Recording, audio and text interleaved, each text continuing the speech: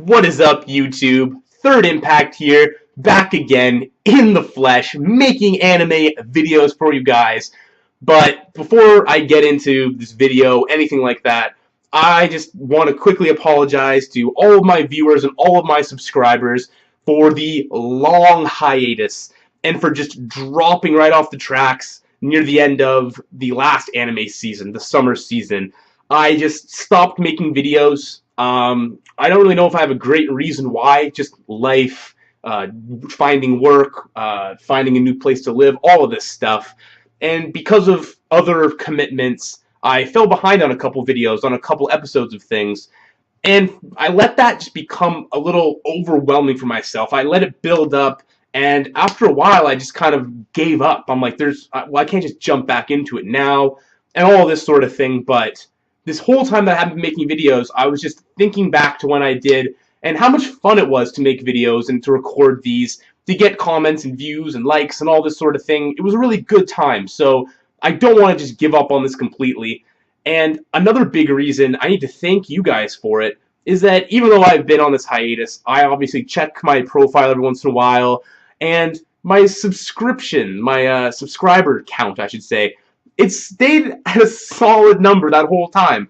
And I just really need to thank you guys for sticking around, because if that number began to dwindle, got a little bit smaller while I was during my hiatus, I think it would have been a lot harder for me to get inspired to come back and make more videos for you guys. So thank you guys so much for sticking around. I hope that you guys can continue to stick around and watch my videos.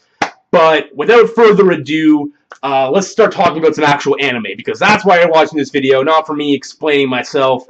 But firstly, I will be making a video, I believe, to kind of round up the end of the summer season, give you my thoughts on the shows that I was regularly making videos for, because I do have thoughts on all of those shows, many of them over, some of them to be continued, and I'd like to wrap that up, whether it's in one video where I talk about all of the shows and how I thought they were during the end of the anime summer season, or if I make individual videos for each series. The other thing I want to quickly get out of the way is I really want to keep making videos. One thing I think I want to do, though, is not necessarily commit to an episode every week for every single show. Especially now, because I am watching more shows than I have ever watched in an anime season before. And I think a big thing that prevented me from getting back into the swing of making videos was that I committed myself to X number of videos a week. And once I felt like I wasn't reaching that goal, that I just kind of got uninspired and felt like I wasn't pulling my weight. So I really want to make videos for you guys, but I think I'm going to keep it to when I'm really excited or passionate about something, I'll come in and give my 2 cents on it. But for now, let's just quickly go through the list of things that I'm watching this season and like a quick little blurb on them. I'll probably get more in depth in a future video. But firstly, Fate/stay night, Unlimited Blade Works, the new anime adaptation of the visual novel made anime by Studio Dean. Also, the Unlimited Blade Works film, which I have seen. It was very rushed, obviously. They're trying to get an entire route of the visual novel done in one film, which is extremely difficult, but there were still some awesome moments I remember from that movie. So I'm really excited for Unlimited Blade Works. Fate Zero, as you can see by my new wall scroll, is one of my favorite series of all time. So I obviously am a big fan of Fate, of the universe, of Ufotable, of Type Moon, of all of that. And the animation is, I guess, the first thing that obviously would stand out for this series. It is obviously, in my opinion at least, the most amazing looking thing this season. There are so many sequences in this show where I'm just like blown away by the animation. I'm not 100% sure how I feel about the actual plot and story and characterization of Fate/stay night in comparison to Fate Zero. I really liked how it was much more mature and how there was a lot more adult masters and servants. This goes back to like a high school setting, which like I don't have a problem with that, but I feel as though hopefully it pulls its weight with the animation and makes up for what it might lack as far as like the depth in the characters and the story that I found in Fate Zero. But definitely have my eye on that. Definitely extremely excited about that. two shows that I wasn't really thinking I was going to be that excited about, but I'm now pretty damn excited about. Garo! Garo! That show. And Shingeki no Bahamut Genesis. Two Studio Mappa shows. And I don't really know if I've seen much by Studio Mappa, other than the Karas films, which I own. I'm almost 100% sure that's Studio Mappa, because it looks very similar. But again, CG mixed with 2D animation. Wasn't sure if I was going to be a fan, but I think both series do it extremely well. And both of the series are just awesome. They're both like medieval setting. One is a little bit more bloody, I'd say, a little bit more mature, which doesn't mean that it's like a better story by any means. I just think the action and like the blood and all that's in Garo. And I mean, the animation is great. The story's pretty good too. I really like the opening sequence for that show, especially, as you can tell by my singing. But Shingeki no Bahamut Genesis, I think, deserves more of a nod than Garo, just because it's really surprising, I think. Like, when I looked at the show and I looked at the description, all it was Shingeki no Bahamut Genesis, based on the trading card game of the same name. It's like, when would I ever check out a show based on a trading card game that I don't play or anything like that? Like, I don't play trading card games. But I would normally have no interest in a show whose description was that. But this show is great. Like, it's like a medieval adventure. I've seen a lot of people comparing it to almost like D&D sort of like setting and style, which I'd have to agree with. And the animation is just great. Like, it's lots of sweeping cameras and like crazy angles. It's very like movie-like. And sure, it's not as like crazy as far as like the action and blood as Garo is, but I think it's a much more interesting world and much more interesting characters. And just the fact that it's so interesting and based on a trading card game just kind of blows my mind. So that's great. Parasite, the Genesis. Is it called the Genesis? No. I'm mixing it up with Shingeki no Bahamut. Parasite, the Maxim. Of course, much different than the manga, which I'm a huge fan of. I love the Parasite manga. I read it probably 2 years ago when I was in university, and it was just a spectacular manga. I love that it's like pretty old school too, as far as the manga that I've read at least, and that I think it still really holds up. It's a great story, but you definitely have to look at the Maxim as something a little bit different than the manga. It's a new take on it. The Maxim, I guess, would imply that it's not just Parasite. It is a new take on the tale, and it's a more modern rendition of the story. But it's really, really cool. I'm getting major vibes when I'm watching this show, even though I don't feel like it's extremely popular, that it could be a breakout sort of title. When I'm watching it, and there's like the dubstep, which I actually think is done really well. The style, the Madhouse's animation's great, and just the story. Like, it is a high school setting, but the relationship between Kenichi, I believe is his name, and Migi, sorry if I messed up his name, is really interesting, and I really like their back and forth and all the things that they're saying to each other. I think it's really cool, and I don't know even why I get Attack on Titan almost vibes when I'm watching this show, but I do. I'm not really sure where that's coming from, but definitely be checking out Parasite. If you haven't already, I'm pretty sure it's pretty up there as far as the shows this season, regardless of how much people are talking about it. Another one, funny one, Ino Battle. There's more to this title than Ino Battle, but I call it Ino Battle because it's something along the lines of when supernatural battles became commonplace or something along those lines, or an everyday occurrence. This show's great. Well, I shouldn't say great. It's funny. I really, really enjoyed the first episode and was so down to be watching this show. Like after the first episode, I mean, I was hooked. And ever since the first episode, it's kind of been a little less interesting. I guess the fact is that the powers have become everyday, commonplace, so they don't focus on them. Because who cares, right? They're just everyday.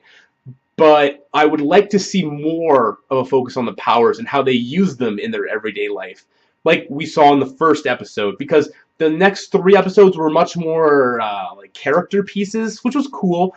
I especially liked the last episode with Chifuyu, I believe her name is. That was a really cool episode. But in general, it's funny. I'm laughing. about 67% of the time, but a little bit of it falls flat. And I kind of wish there was some more, plot. From the opening, it looks like the show might go places, or at least move beyond just these characters talking in their club. And I really hope it does, because I think it has a lot of potential, and I'm liking the characters. It's an interesting concept. And even though I'm kind of knocking it for not really focusing on the powers, I kind of like that side of it too, because a lot of shows focus on that a lot more than they do on the characters. And another show, this is already becoming one of my classic long videos, like I always do, just go on and on and on. But there's so many shows this season that I'm watching, it's great. Nanatsu no Taizai, I believe you pronounce it, Seven Deadly Sins. Not usually the type to check out shonen, but I heard good things about the manga, and so far I'm liking it a lot. I really like Meliodas' character for being the shonen protagonist. He really, he just kind of goes for it. I'm pretty sure he's up there. He's the leader of the Seven Deadly Sins, this group of warriors who are rebelling against the Holy Knights in another medieval setting. Lots of medieval settings this anime season that I'm enjoying. But he's the leader of this troop, so I guess he's pretty, next level as far as power and all that goes. So he probably just doesn't care about how regular humans behave and interact, because the female character that follows him around, the Princess Elizabeth, I believe her name is, he's like squeezing her boobies and like touching her, feeling her. It's just the type of thing that you wouldn't expect from a shonen protagonist. Like, you'd think that he'd get in an awkward situation and be embarrassed, something like this. But like I said, he just goes for it, and it's pretty awesome. It's just like, yeah, Meliodas, like, you're the man. And he is pretty awesome, too. Really cool guy, really powerful. And a lot of other cool characters in that show, too. Like, again, I'm not a big shonen fan from what I've watched and what I've seen, but I really like Seven Deadly Sins. And after seeing this shonen that I really enjoy, it's almost making me want to check out Hunter x Hunter, because I've heard, really good things, and I think it might be a similar case as far as, like, quality shonen. So I thank Seven Deadly Sins for opening my eye to some really good shonen, or Nanatsu no Taizai, however you like to pronounce that show or say it. Two more shows. Ore Twin Tail ni Narimasu, or Gotta Be Twin Tails, I think it's called.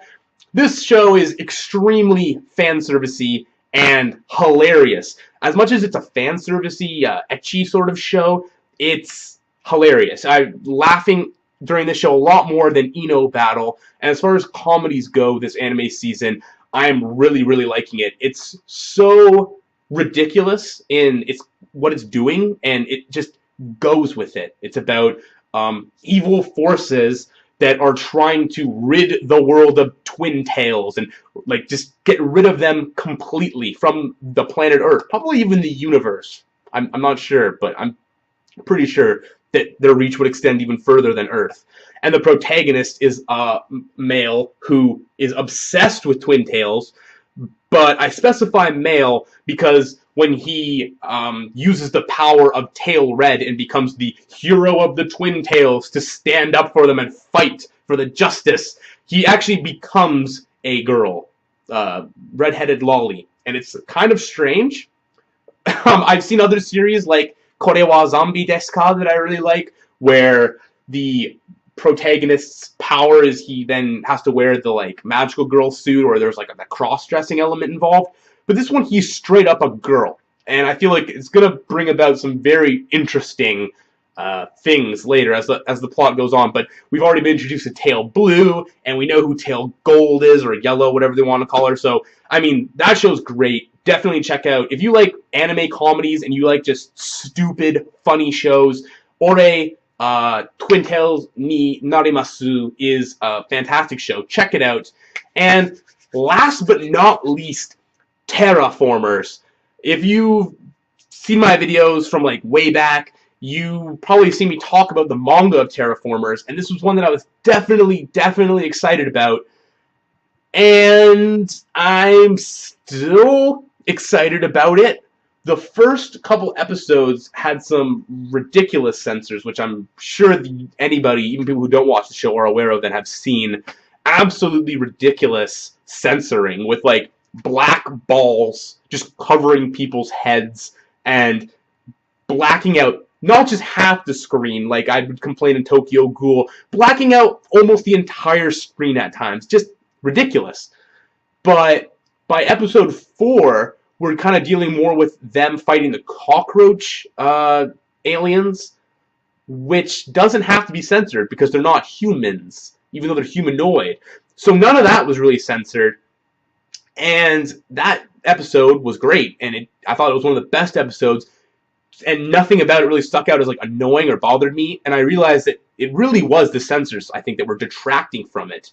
And since then, they've even released uncensored versions of these episodes, so they can be viewed without the ridiculous censors that were on them during the TV broadcast. So I went back and watched those, and now I'm excited about the show again.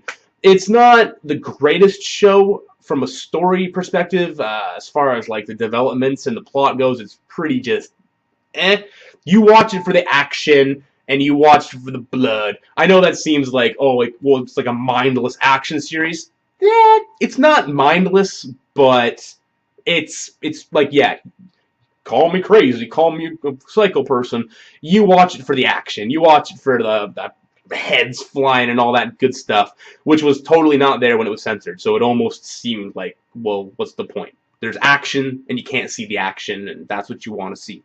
So that's pretty much it for the anime I'm watching this season. I know a ton, and there's even a couple special cases that I didn't even get to, but I'm not going to get to them now because this video is going to be over 20 minutes, and that's just ridiculous for a guy like me rambling about anime. But I'm just really happy to be back making videos, talking to whoever's listening about anime, about what I like, and I hope to continue to make videos and let you guys know how I feel about the season as it goes on. So please stay tuned. Thank you everyone who did stay subscribed and stayed tuned until now, and I'll hope to see you guys again soon. Peace.